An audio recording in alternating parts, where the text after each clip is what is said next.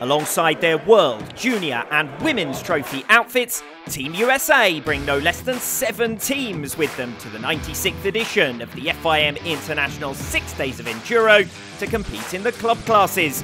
These 21 riders have had to make it through the demanding AMA-sanctioned ISDE Qualifier series, meaning that for some, the journey to the 6th day started back in January.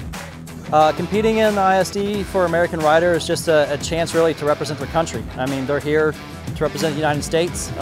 It's an honor for those riders to be here. The U.S., there's always many more riders that want to ride 6 days than we have spots. And so we have a qualifier series. We've had a qualifier series my whole life. And we try really hard to set up the qualifiers so that we send the correct riders. Normally, it is 3 rounds on the East Coast and 3 rounds on the West Coast. Each round is 2 days of racing, and then we take their top 4 results and kind of have a point system and pick the top riders from each coast. It was difficult. I've tried for a few years, but this past year I finally got in. I just started gaining more speed as the years went on. You'll see 90% of our club riders in the top 100 club riders for the entire event. It's done a good job of sending over better and better riders. Those who have made it through have a variety of motivations for competing at amateur level. For some, the target is to move up through the ranks and stake a claim for a place in the trophy teams of the future. Others are simply delighted to be a part of this unique event.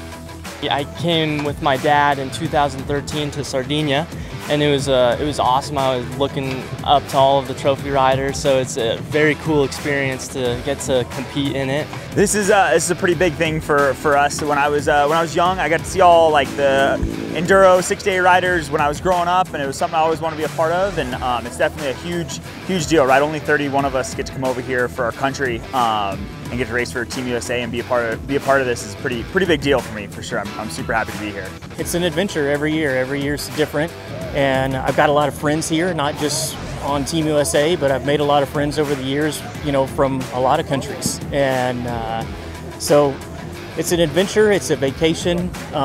This year my goal was to come over here and just have a good time, visit with friends, and get to see another beautiful country, and that's pretty much how it's going. With a huge band of around 150 volunteers behind them, Team USA's organisers recognise the effort required to bring the team to the ISDE and hope that commitment will help them to meet some big goals for the future.